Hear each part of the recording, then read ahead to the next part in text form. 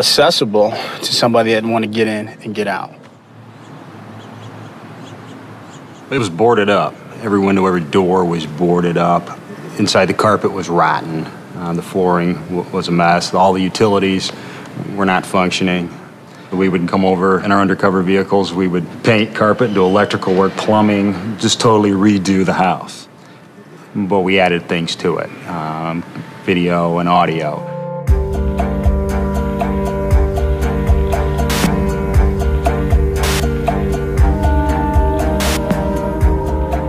Talking to our technical people, ATF's technical people, we determined in order to do what we wanted to do, we would have to hardwire the house to a listening post. And by hardwire, I mean we needed a cable run directly from that house to wherever we set up a command post / listening post. Fortunately, one day we were in a room talking and a sergeant from the community relations happened to be in there, and he heard the problem and said, "I've got just a spot for you." Went out, looked at it, it was perfect.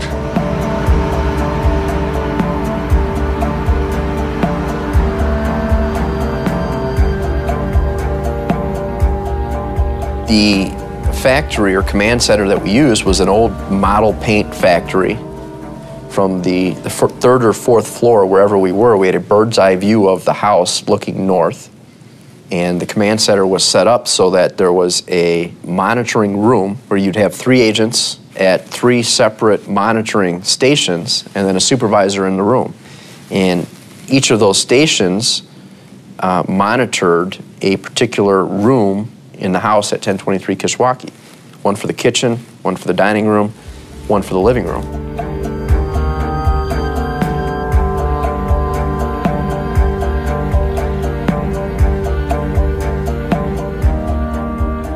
Nobody can guarantee that after all that hard work that the Titanic Stones wouldn't just say we're not interested anymore, or that they would think something was up.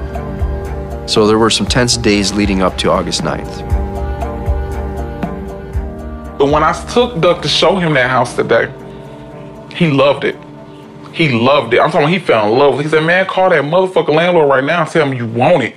He said it's low key, it's off of the back in the alley. It's entrance for the smokers to come in from the alley and nobody gonna see him. It's 2 ways to come in from the back way. He wanted it. We didn't even use the front door. He wanted it. He was like, tell him, yeah. So I called. I was like, Duck wants it. He said he wants it. I said he likes it. I said he loves it. Finally, on August 9th, it worked out. And within a very short period of time, a couple of hours, the keys were turned over. And within an almost identical short period of time, they're moving in.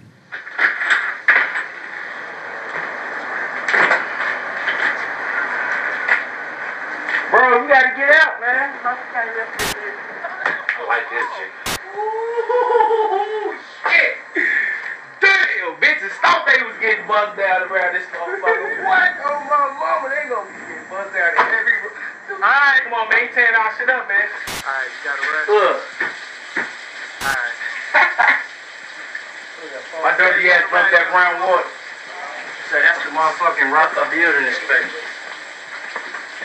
Come on. Come on, come on. What's up, G-Ball?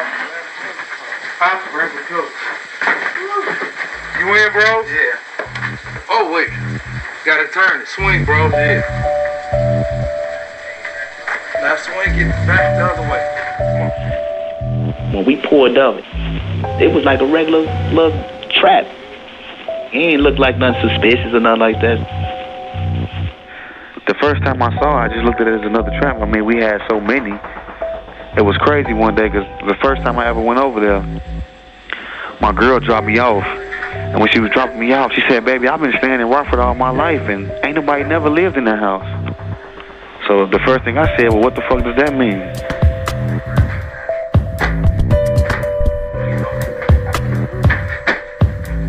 You see furniture coming in, and Duck and Little Steve and Bradford Dotson and Ambrose Jones. They're carrying couches in, they're carrying chairs in, and they're setting up shop. That night, they're selling dope. What's up, Shane? Y'all all together? Yeah. How much? 40. 40 what? You know y'all got money. Y'all got to do one. Yeah, that's what he bad. said. That's no problem.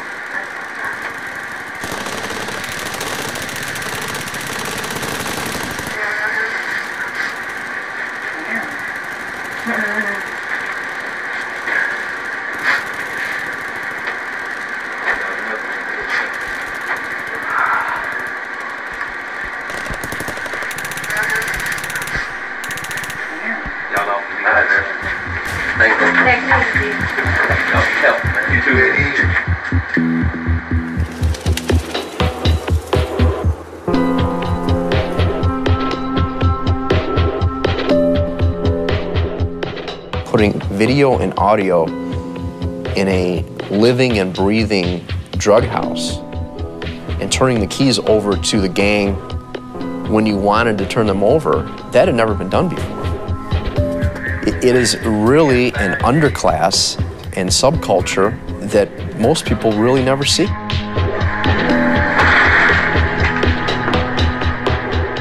I remember a phone call that I received from Barry Cunningham when I wasn't in the monitoring room. And Barry's words were, "We're in the hornet's nest here." Dude jump out the car, he had twice. I'm squeezing at his ass. He get low. Little boy, I jump out, running at his ass. Right here. You was squeezing at his ass. Boom, boom, boom, boom. He put that little shit up, got to run. They pulled off left and shit. I never seen no shit like that, boy. Man, come on. That's a 10 millimeter. Ain't no 10 millimeter. That's a 947. Rocky, boy. See them rockets in there. Only should talk like a motherfucker. I've been working narcotics for many, many years and spent countless hours on surveillance, whether or not it's in the back of a van or a squad car, sitting back with binoculars watching drug houses or watching people deliver drugs or purchase drugs. So you always had a good concept of what it was like from the outside, but you never knew what it was really like on the inside. Well, this gave us the opportunity to take an inside seat in that drug house and determine exactly what was taking place. Keep me alive. Hey, what you want? There ain't one in the head, is man. Ooh, you a fucking duty, man. Just because you ain't see it, it could have been stuck in the chain. Cock it back, Mo. You could have popped it. I decocked it, Mo. I was going to shoot you right back. You would have shot me right in the balls. This a decock, Mo. This boy slick. It's just beat up. That gun got a body on it. This motherfucker. You know I have. This gun got a body on it? Hell yeah. This gun got a body on it? I'll send me out here with that gun. It's hot sauce. Man, this gun is hot, motherfucker. G, look at this, man. I was here from about 5 o'clock in the morning every morning until midnight, 2 o'clock every night. It was just miserable hot every day. Everybody was miserable. Everybody was complaining at me because I was the guy supposed to be handling the gear and I just couldn't keep it cool enough. It was a learning experience, I think, for everybody there. This is the first time you actually saw what happened in a drug house. They were just living like regular people live. Watching TV, playing video games, visiting with their friends. Just that normal life was interrupted by selling drugs and playing with guns and counting money. Yeah, different though. I would have threw that mother. Man, I would. Look at it. If there's not criminal activity going on, then the court order provides that you have to turn off the recording devices. Most often, everything that was going on in that house was criminal in nature because there was almost always drugs around or a gun in the room. Almost everybody was a convicted felon, so everything was criminal in nature. Go over,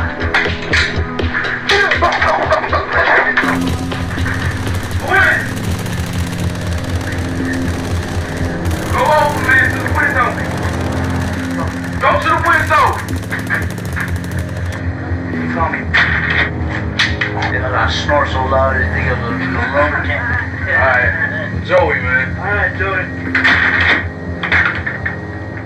I mean, it was a pretty simple operation. Whoever was in the house at that time, people would come to the door. They knew the majority of the people coming to the door because of the fact that they were dealing with them on a regular basis. I mean, they would lay around all day long on the couch just waiting for someone to knock on the door so they could sell dope to them.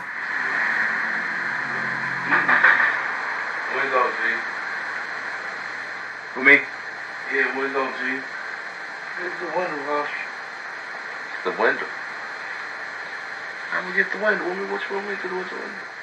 What's wrong?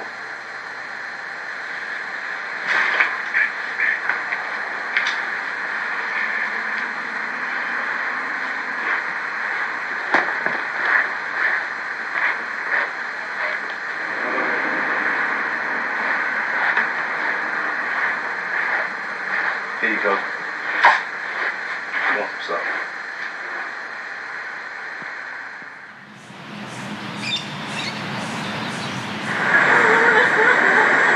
Should've thought about it before you was running your mouth, bitch.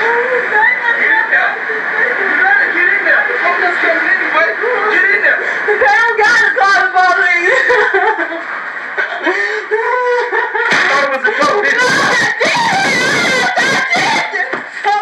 Yes, you did.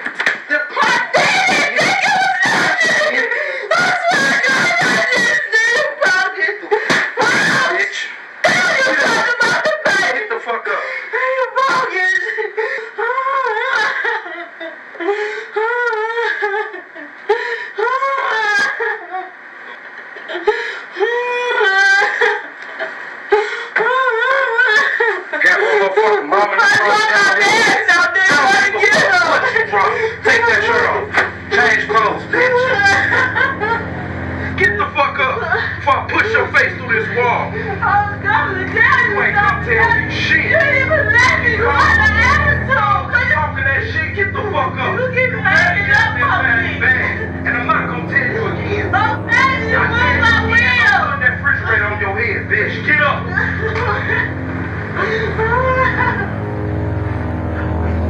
This group was associated with so much violence. Once those microphones were turned on and those cameras were turned on, while there was some relief that it was working, the tension didn't necessarily subside because it became very obvious to us that this gang was for real, and the reputation that preceded them was one that was appropriate.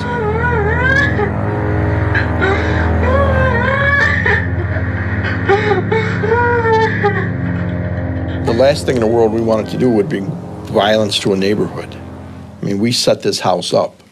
So, you know, God forbid we brought violence into the neighborhood and somebody got hurt. You know, we were always concerned about that, you know, that was something that we had to keep in mind, and we couldn't let it get out of control. Now it's about to get real in the field. Oh shit. Bring fully all those out and let us just tear this motherfucker up. Start tearing the motherfucking projects up. It's gonna get ugly. For real. Put your helmet on. Put your 3D glasses on, pussy, because you know we coming straight at you. Every evening, the shit would hit the fan. I can't think of a better way of saying it. The shit would just hit the fan. Several times, they'd just jump up and say, let's go shoot so-and-so. And you'd just be like, okay, now we got to stop this. And usually they'd end up talking about it for 5 minutes, smoking dope, playing video games, and forget about it. So you didn't have to do anything. It took care of itself. But nevertheless, it was every night. Every night. So we got to be just kind of a laugh. We'd all wait around there for come the 7 o'clock catastrophe every night. That's the police, man. That's that fat mark that was walking around in the glove. I don't know. Yeah, I'm picking it up out here. It's over. Where that thing at? Right there, punch that motherfucker. Where the police at? Right there. Where? What the fuck is he doing? There's the police, man. It's a fucking crib. You fucking with cats, Mo. Man, it could be a sit-off, man. Well, we need to put the bank in the car, G. Hey, Mom. Watch the windows, G. I bet somebody will. Come on, man. Grab the shield. This ain't not real wealth, man. Right. But you gotta grab the shield. Since they're taking a bank and leaving a bag of shells, G. Hey, I'm going to the Batmobile. Bro! To the back page.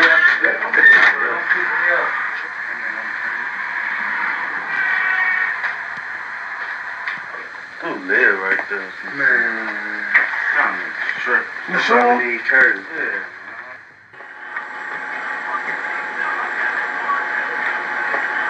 Shawty.